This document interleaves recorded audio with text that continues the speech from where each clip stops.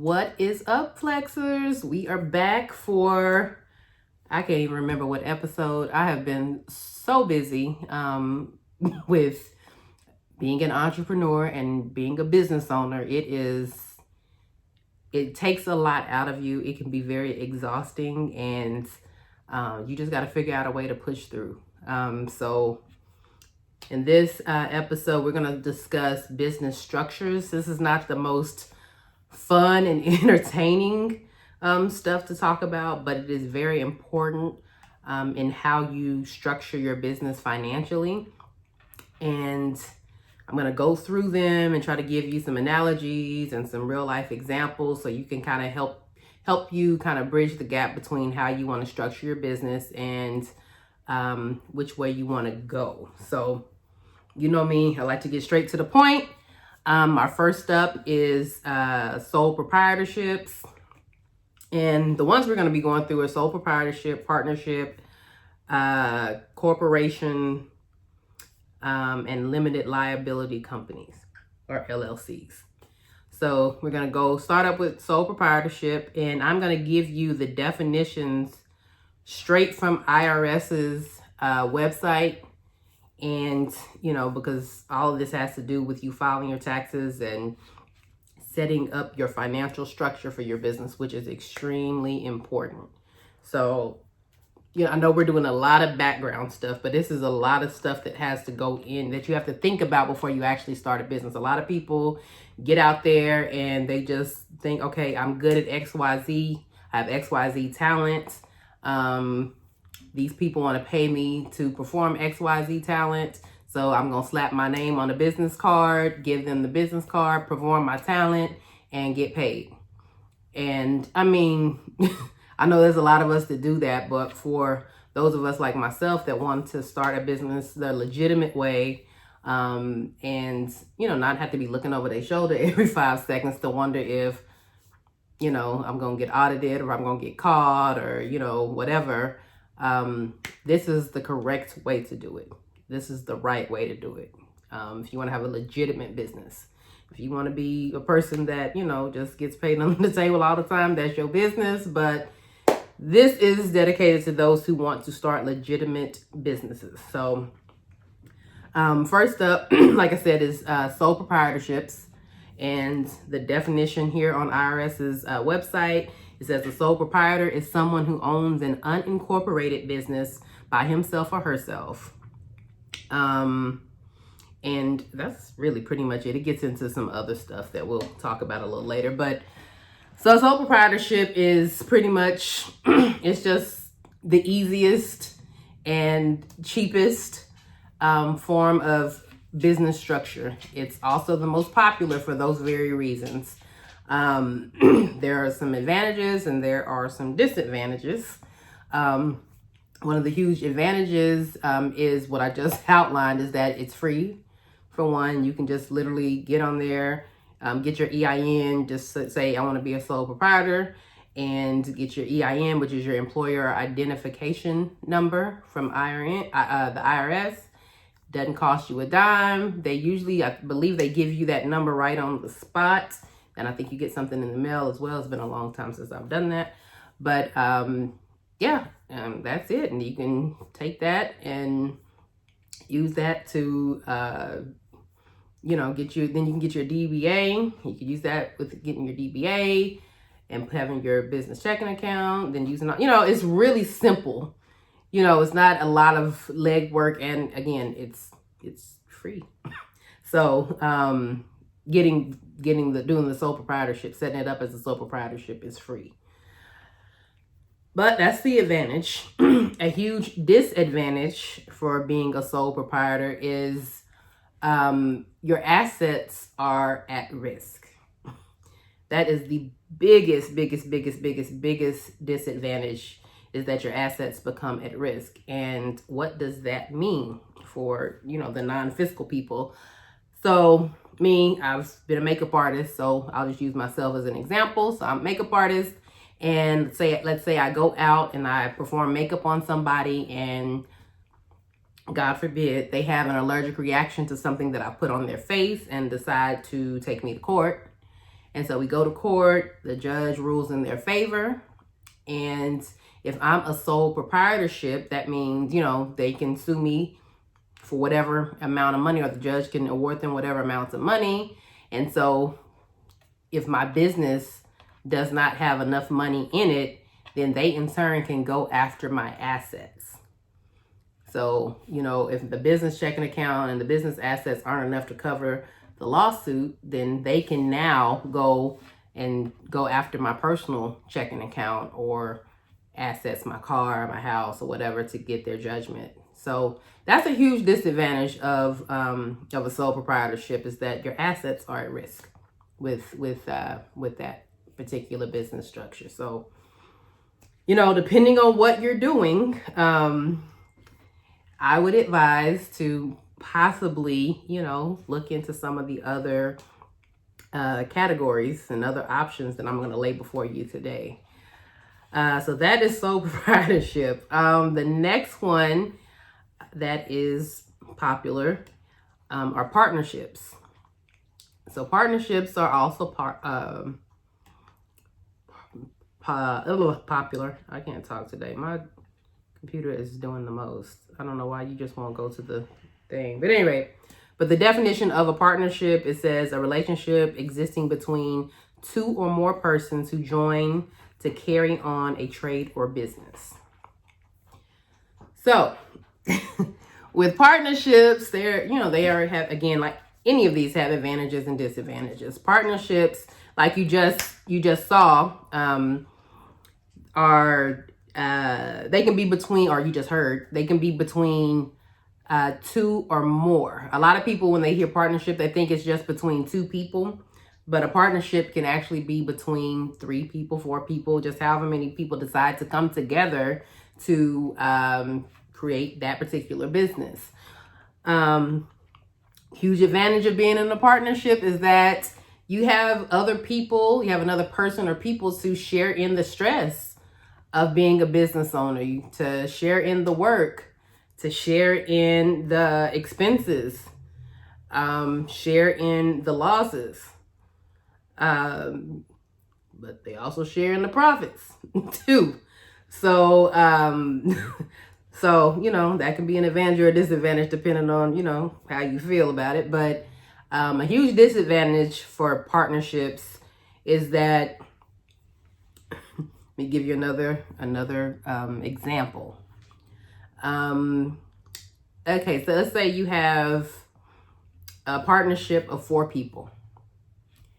And let's say everybody has equal shares. Let's say everybody equally owns the business. So it's 25%, 25%, 25%, 25%, just for the sake of simplicity with math. And which is great. So I have 25% of the company, but it was my idea. Like, this whole business venture was my brainchild. But, I didn't have all the skills, so I'm bringing other people in to help me with this particular business venture. And we get down to it. So this is my vision. I'm bringing them in to help me, and so we get down to it, and there's something that I really want to do, but the other 3 ain't feeling it. They not feeling my idea. So what can and will happen is that I can easily be outvoted. Even though this is my idea, this is my brainchild, I'm the one that brought them in on the idea, but because we are all equal partners on this business venture, we get a vote. We all have an equal vote. And so in this equal vote, it's 3-1. Devoid of whether I'm the one that brought everybody in, it was my idea, I did all the groundwork. The fact that we all have equal percentages could work against me, So that's one of the disadvantages of partnerships. Another potential disadvantage is everything is good in the beginning of any kind of partnership or business venture. Everything is fun and new. But when it gets into, like I said, it's something that I want to do that they don't want to do, it has the potential to to go south very quickly because you have multiple personalities, people with different personalities, different backgrounds, different upbringings, you know, different educational backgrounds, all kinds of stuff that come into play when you're trying to, my dog is over here going to town, licking on his feet. Anyway, but when you're trying to come to a decision on something, it's very, very difficult. Anybody for my women out there, my females who have ever planned a wedding and have had bridesmaids, this is the best way I can put a partnership, at least for me, for example.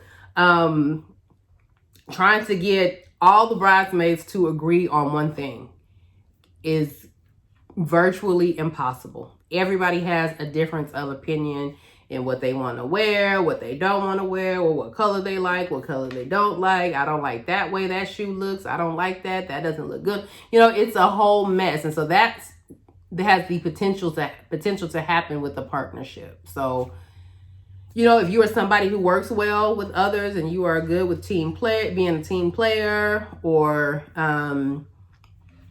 you know, you have your family or your best friends, and you just know that this is something that will work, or you feel that it'll work. I'm not trying to discourage you from doing it, but I'm just saying these are just, again, the pros and the cons. Same thing here, like here, flexing my melanin. It's something that happens where I had the partnership with Alexa, and she decided that she, you know, wanted to go and do her own thing. And so now I'm left, you know, to kind of carry the torch on. So this is also something that could happen with your own partnership, is you build this thing with another person or people, and then they decide they don't want to do it anymore. And then now you are left holding the bag, so to speak, and you now have to fill in all of those gaps where they could potentially have been experts in. So now it's like, now what do I do without, you know, and it has the potential to ruin friendships or whatever, you know. So it's just a lot to think about before you enter into a partnership, especially with friends and family, or hell, even strangers. It's just something to consider.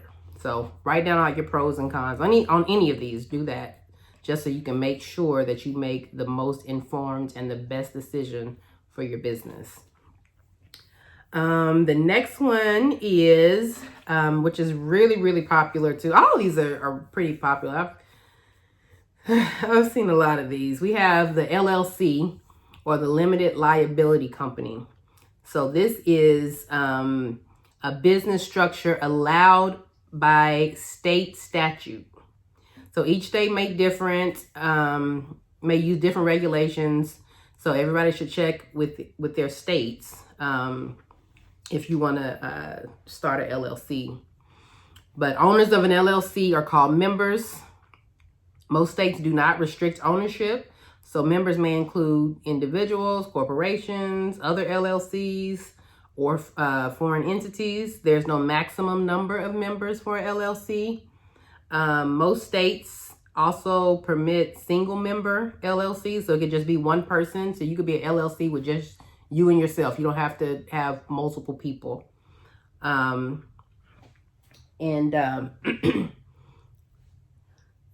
So yeah, so that's generally, so what is an LLC? Limited Liability Corporation. So this is a corporation, and one of the advantages is that I was talking about earlier with, or disadvantages that I was talking about with the sole proprietorship, is about your assets being at risk if something happens or goes south with the business. So any degree of corporation or being incorporated is a good thing. It protects you, and it protects your assets. And so that's one of the biggest advantages, is that you want to protect your assets. One of the disadvantages is that it can be a pain in the butt when you have to file your tax return. You have to file all different types of tax returns, and which is not fun. They have the LLC. There's different types of corporations. You have your LLC, which is a limited liability corporation. And then you have a regular corporation, which has the C Corp and the S Corp. This can get really, really, really cumbersome, but but LLCs are good if you don't want to go full on incorporated. You can do just an LLC. But when we go into actual corporations, like the C Corp or the S Corp, it is a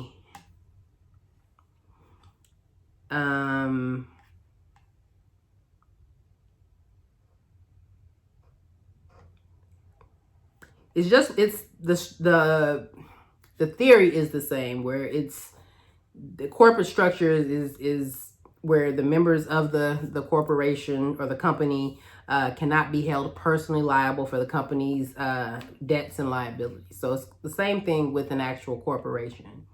And so the definition of a corporation is a legal entity that is separate and distinct from its owners. So a corporation acts like its own legal entity. So, for example, I started an accounting or really a fiscal monitoring consulting company. I actually have a business partner, and we had to incorporate because we're doing fiscal monitoring reviews. So it means we're going through and we are doing compliance monitoring or audits, if you will. And when you're doing something like that, you have to protect yourself, because when you are going through and you're doing an audit or a monitoring of any kind, you leave the door open for a disgruntled company, or disgruntled employees. And when you're out there looking at all kinds, it's tons and tons and tons and tons of paperwork and tons of data and information that you're looking at. So it is quite possible that you could make a mistake.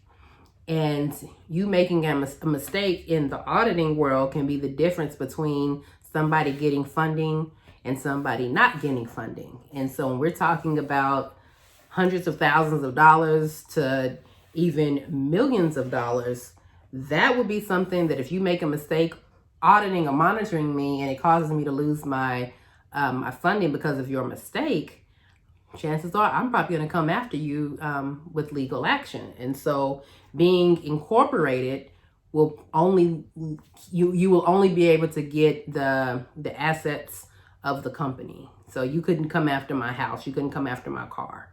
So that is one of the biggest advantages of being incorporated. It protects you. It's like an extra insurance plan. Disadvantages of being incorporated, it can be kind of expensive. I am not sure, and then I know the LLC, it varies from state to state. But I know in Texas to get incorporated, and we incorporated as an S Corp, and I will go into what the difference is. But I believe the whole process of incorporate, I think the price, when we paid for that, I want to say with everything included, I want to say it might have been $750. It has a big price tag, but but you only have to pay it one time. You only have to incorporate once. It's not something that you have to pay annually.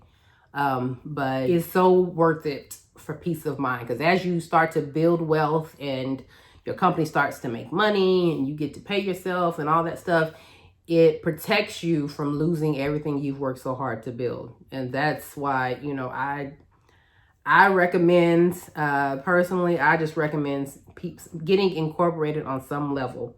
And you would have, this is just surface level of what I'm giving you here. You would have to go in and do a little bit more research to find out specifically, if you want to, especially if you, depending on what state you're in. But I'm giving you kind of surface level. But if you were my brother, my sister, friend, cousin, whatever, I would definitely recommend that you have some form of corporation or incorporation to protect what you've built personally. But my business partner and I formed an S Corp. And an S Corp is a corporation that elect to pass corporate income, losses, deductions, and credits through to their shareholders for federal tax purposes. I know that sounds like, what in the heck is she talking about? So let me see how I can explain this without sounding so accountant-ish. So as an S Corp, you avoid double taxation on corporate income. So I'm trying to find out the way. Report the flow through of income and losses. Yeah. Okay. So here it is. So IRS puts it this way. It says shareholders of S corporations, which would be myself and my business partner, we're the shareholders for D.S. Smith and Associates. So whenever we report the flow through of income and losses on our personal tax returns. So whenever we go to file our tax returns on the 1040 or whatever, we will report that as our income, but because we're partners, 50-50. So 50% of the business's profits flow through to my income tax, and 50% of the business's profits flow through hers, as well as the expenses. Or if we have a loss, works the same way. So that way you're only taxed once. And so it flows through your individual personal tax returns, and they're assessed at their individual income tax rates. If that oh God, I hope that makes sense. This is okay. So yeah, so no matter what tax bracket, we're just taxed at whatever tax bracket we're in. So with other corporations, like a C Corp, for example, you would be taxed at the corporate level and then taxed again. You pay your individual tax. So all this flows through. So you just have one tax bill and, either one check you got to write or one refund. So if you're a C Corp, you would be you would have to do the corporate tax return, and then whatever the business's tax return, the same way you file the tax return for yourself. If you're not in business, if you get a W-2, you plug in the numbers, blah, blah, blah, spits out your refund or what you owe. So that's your personal tax return. So being an S Corp, that means that the business's information just flows through things. So when you're putting that in, you'll just put in all of the information coming from that S Corp down into your personal taxes. When you are a C Corp, you have to, you would file, you have to file a corporate tax return for C Corp or S Corp. But C Corp, when you file the corporate tax return, the business is treated as a separate entity from you. Corporations are, but when you have a C Corp, the business has its own tax return and own payment situation. So that means you're going to pay taxes on all of the money and all that stuff from that tax return. And then you're going to do your own. So possibly if you owe on the business tax return and you owe on your personal tax return, that means you're going to have two separate checks that you have to write. Whereas the corporate S Corp business tax return, it just flows through, those expenses just flow through onto your personal tax return. So you will only have to write one check or get one refund. I hope that makes sense. But this can be really, really, really confusing. So it is so important that you really do your research into each of these things, because this literally can make or break your business. I would hate for you to be out there and misinformed. I have tried my absolute best to explain this to you. But you really have to do the research. We use LegalZoom. That's the easiest way if you want to incorporate, or even if you want to file and be a sole proprietorship. But it's really easy. You really don't need LegalZoom for a sole proprietorship. You really don't. That would just really be a waste of money. But yeah. But I would do my research. You know, I've tried to give you kind of the Cliff Notes version on each of these. So hopefully I did a good job explaining them. It's hard to explain because, you know, I'm used to doing this. So sometimes it's hard to explain it. I try to explain it in ways for people. I try to explain it like to somebody who has no financial background. And so I try to, yeah, that's why I try to give you analogies and stuff so it doesn't get too confusing. But at any rate, I told you this was not going to be super exciting. It's not as exciting as, you know, some of the other episodes, but hopefully you learned something, and I've given you a starting point to think about how you want your business structure to be set up. How do you want your business to be structured? You know, and I know it just seems like we're going all over the place, but there's literally a method to the madness. This is a lot of things that people don't do. They don't do this legwork beforehand when setting up a business.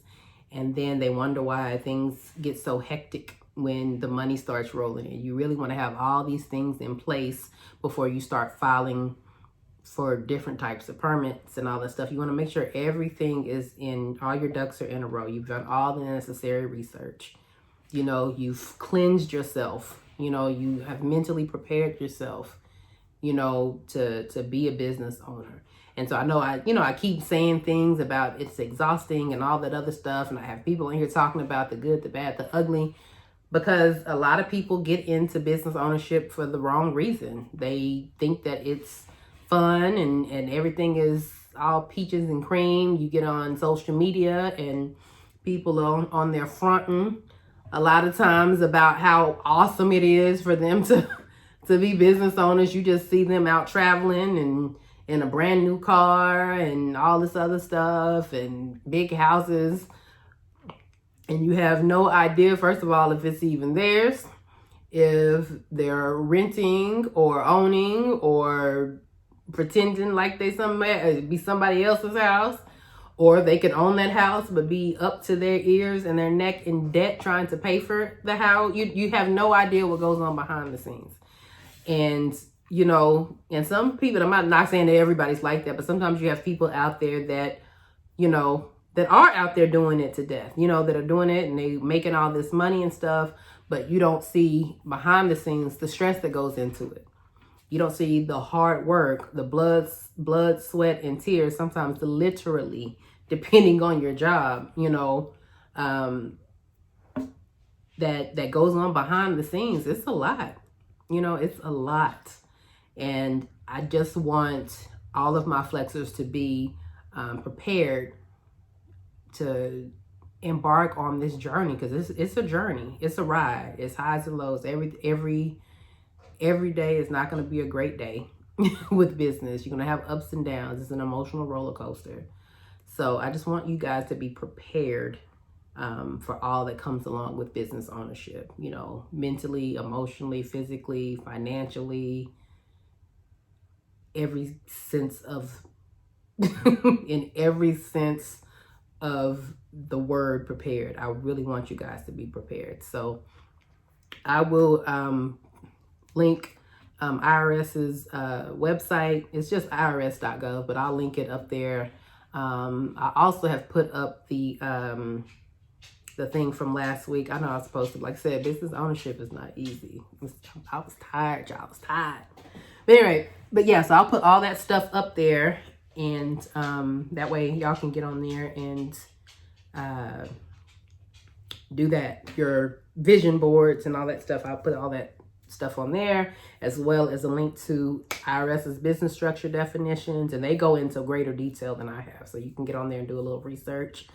And I'm going to see you guys next week. So Get to researching and have a awesome weekend. Talk to y'all next week.